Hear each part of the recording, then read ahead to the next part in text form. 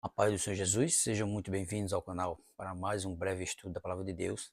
Desta vez que se encontra no livro de Mateus, capítulo 15, versículo 18 ao 20, que tem como tema a pureza do coração. O nosso tema desse breve estudo nosso de hoje é esse, a pureza do coração. Quero aqui agradecer a Deus por todos vocês que estão inscritos aqui no canal, dizer a você muito obrigado. Continue curtindo o nosso vídeo e comentando para que o YouTube recomende o nosso canal cada vez mais. Quero também agradecer a você que se inscreveu recentemente no canal, dizer a você muito obrigado. Para mim é uma honra ter você aqui junto comigo fazendo esse canal. Curta nossos vídeos, comente e se gostar do nosso conteúdo, se for possível, compartilhe com mais uma pessoa. Quero também agradecer a você que ainda não é inscrito no canal, mas tem assistido nossos vídeos. Se for possível, se inscreva para nos ajudar. Se inscreva para que esse canal possa crescer. Amém? Nosso breve estudo de hoje, a pureza do coração. Evangelho de Mateus, capítulo 15, versículo 18 ao 20, que diz assim: Porque mais o que sai da boca procede do coração, e isso contamina o homem, porque do coração procedem os maus pensamentos, mortes, adultérios, prostituição, furtos, falso testemunho e blasfêmia. São essas coisas que contaminam o homem, mas comer sem lavar as mãos, isso não contamina o homem. Tá? Mesmo se comer sem lavar as mãos, não contamina o homem, mas o que contamina o homem é o que sai, né? O que sai, mais o que sai da boca procede do coração, e isso contamina o homem. Então, o que contamina o homem é o que sai da boca dele. Por isso que o nosso tema é a pureza do coração, porque nós temos que deixar o nosso coração que puro, e as coisas que procedem do coração, né, procedem dos maus pensamentos, é o que? Morte, adultério, prostituição, furtos, falso testemunho e blasfêmia. Tudo isso procede de quem? Do coração. Mateus, nosso tema, a pureza do coração. Nossa introdução vai dizer assim: em Mateus capítulo 15, Jesus respondendo aos fariseus que questionam os discípulos por não seguirem suas tradições de purificação, que o problema todo ali era esse, né, que eles estavam preocupados com isso, né, que os discípulos não seguiam os mesmos rituais, né, que os fariseus seguiam. E os fariseus estavam ali questionando Jesus sobre isso. Né? Aí por isso que Jesus responde a ele dessa forma.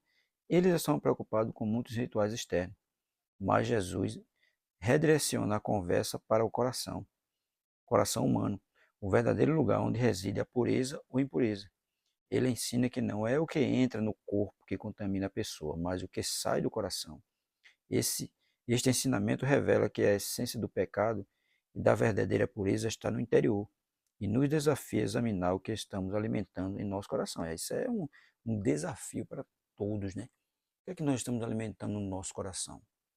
Será que nós estamos alimentando a pureza, alimentando a santidade, procurando viver de acordo com a palavra de Deus? Ou estou vivendo desordenadamente, achando que está em santidade? Muitas vezes acontece isso, a pessoa está vivendo de uma forma e acha que da forma que ele está vivendo é a melhor maneira para viver, mas muitas vezes não é. E nosso primeiro ponto desse breve estudo é assim, a origem do pecado. Onde é a origem do pecado? No coração.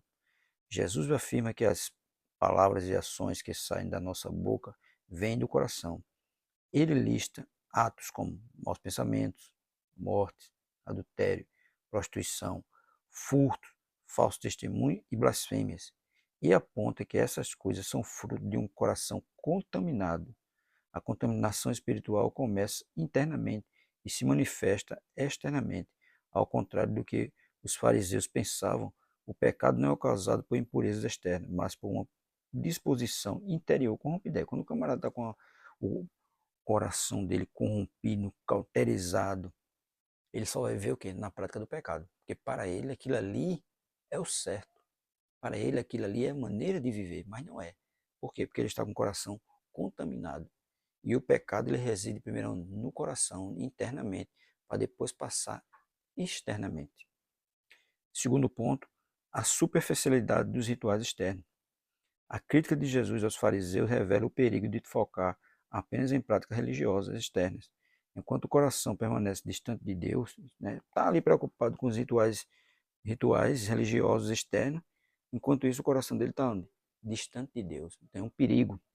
A limpeza ritual, como lavar as mãos antes de comer, era uma tradição que os fariseus seguiam, mas não tinham poder para purificar o coração. Era só lavar as mãos, como é que ele vai poder purificar o coração dele? Ele está ali, limpando as mãos, mas o coração dele ainda está o quê? Sujo.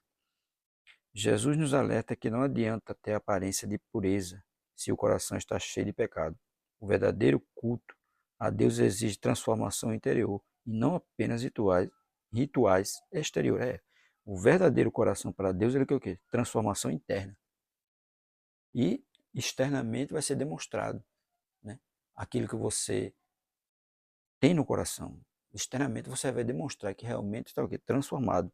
Mas não adianta estar com o coração interno sem transformação, né? E por fora demonstrando outra coisa, que é o que acontece com muitos, é o que estava acontecendo aqui.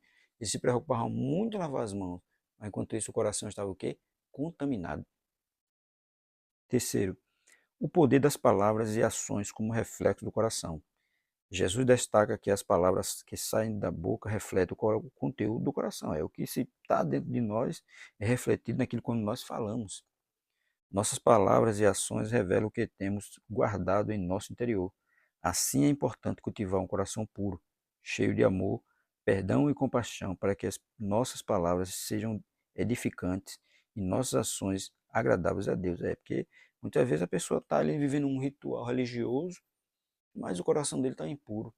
E por dentro ele está cheio de maldade, cheio de corrupção. E o que deveria ser feito? Se ele segue um ritual religioso, ele vê por fora, está o quê? Demonstrando aquilo que ele segue, mas muitos não fazem isso. Mesmo vivendo dentro de igreja, mesmo participando de rituais religiosos, mas por dentro ele está ainda contaminado com o pecado. Isso é um perigo. Por isso que ele diz, as nossas palavras devem refletir aquilo que nós somos, não é? E as nossas ações também. Ele diz, para isso, precisamos permitir que o Espírito Santo purifique nosso interior e nos ajude a cultivar pensamentos e sentimentos alinhados com a palavra de Deus. É isso que nós devemos fazer, deixar o Espírito Santo nos guiar, nos ensinar, nos dirigir, para que nós possamos demonstrar, né, uma vida verdadeiramente transformada, uma vida aonde o Espírito de Deus está o quê? Predominando. Mas não adianta estar preocupado com rituais religiosos, estar com o coração contaminado de pecado e aonde o Espírito Santo não está guiando ele para nada. Então não vale de nada. O quarto, o caminho, né? O caminho para a pureza verdadeira. O caminho para a pureza verdadeira, né? Transformação do coração. A verdadeira pureza diante de Deus começa com uma renovação do nosso coração e mente, né? Porque tem que ser transformado. Precisamos buscar a Deus para que Ele transforme nosso interior, retirando os desejos e pensamentos pecaminosos. Esse processo envolve o coração, leitura da palavra e rendição ao Espírito Santo, que nos capacita a viver uma vida santa. Tem que ter isso aí, tem que ter, né? Tem que envolver leitura da palavra e rendição ao Espírito Santo, para que ele possa nos capacitar, para que ele possa nos ensinar, para que ele possa nos orientar da maneira como nós devemos viver. Hoje muitas pessoas dizem que tem o Espírito Santo na vida, mas não, quando olha para ele, vê que o Espírito Santo está bem distante, porque ele não está deixando o Espírito Santo transformar ele, não está deixando o Espírito Santo ensinar ele, que é o que falta muito. Por isso que ele diz, né? A verdadeira pureza é um fruto do Espírito que produz em nós um caráter conforme Cristo. Se ele está deixando o Espírito Santo guiar ele, o Espírito Santo ensinar, ele vai ter o fruto do Espírito, né? Mas se ele não deixa, qual é o fruto que ele vai ter? Ele não vai ter fruto nenhum. Porque o fruto do Espírito é desenvolvido no crente através da ajuda do Espírito Santo. E muitos não têm. Muitos dizem que tem Jesus no coração. Mas quando você olha para ele, você vê que Jesus está muito longe do coração dele. Porque a vida dele demonstra totalmente diferente. Para concluir, ele diz, em Mateus capítulo 15, versículo 18 ao 20, Jesus nos ensina que a verdadeira pureza não é externa, mas interna. Não é o cumprimento de tradições ou rituais que nos torna puro, mas o estado do nosso coração. Devemos pedir a Deus que nos ajude a guardar o coração, para que nossas palavras e ações sejam fruto de uma vida transformada, que possamos nos comprometer a buscar uma pureza verdadeira, permitindo que o Espírito Santo limpe e renove o nosso interior, de forma que sejamos testemunhas vivas da graça e do amor de Deus. Deve fazer isso, né? Permitir que o Espírito Santo limpe o nosso interior, tirar tudo que não agrada a Deus, fazer uma limpeza completa, tirando tudo que não agrada a Deus e deixando só aquilo que agrada. E que nós possamos, né, ser o quê? Que nós possamos ser testemunhas vivas da graça e do amor de Deus em nossas vidas.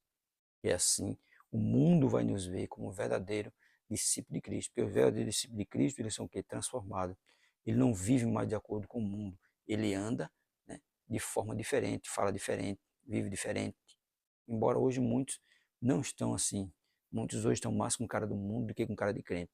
Mas isso aí, quem vai trabalhar na vida dele é quem? O Espírito Santo de Deus, para que ele mude. Amém? Se gostou do vídeo, curta, comente e compartilhe com mais uma pessoa. Deus abençoe.